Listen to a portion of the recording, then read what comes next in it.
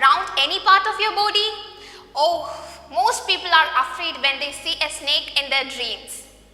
If you also feel fear while dreaming of snakes, here is the story, The Snake and the Mirror, by the famous Malayalam writer Vaikam Muhammad Bashir.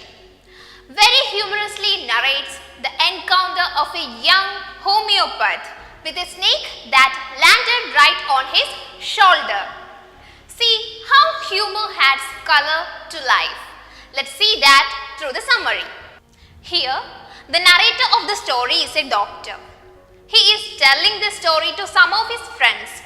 He tells the story of his encounter with a deadly snake. He is a homeopath. He says that he had just started his practice in those days when he was living in a rented room. He says that it was a hot summer night. The time was about 10 o'clock.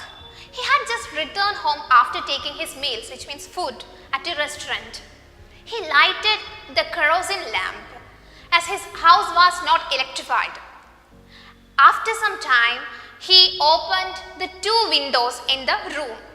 Then he sat down on the chair and took out a book to read apart from the lamp. There was a large mirror on the table. In those days, the doctor bothered much about his books as he was a bachelor. He picked up a comb and parted his hair.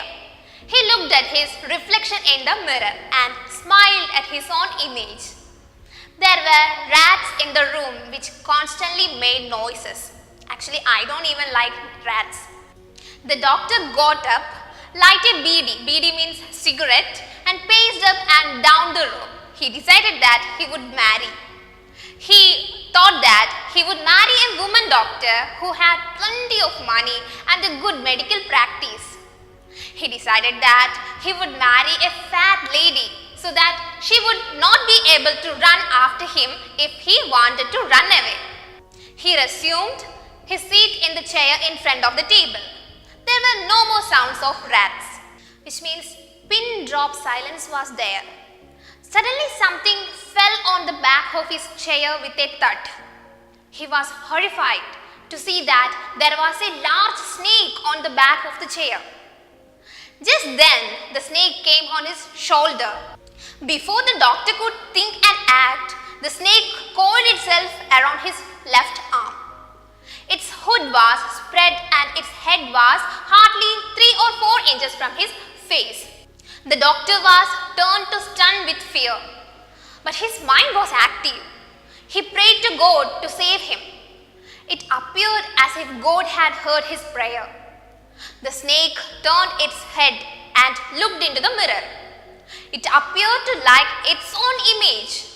Then the snake unwound itself from the doctor's arm and fell into his lap. From there, the snake crept onto the table. When the snake saw the mirror, it moved towards the mirror. Perhaps it wanted to see its image closely. Now the doctor acted very quickly. Still holding his breath, he got up slowly from the chair. Then he ran out of the house. He went to the house of one of his friends and spent the night there. Next morning, he took his friend and 1 or 2 others to his room. He had decided to shift to some other house. He was shocked to find that there was nothing left in his room. Some thief had taken away most of his things. There was no sign of the snake either.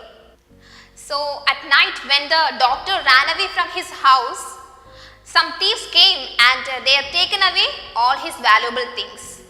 And at morning when he came back, there was no sign of the snake and no sign of the thieves and also his valuable things.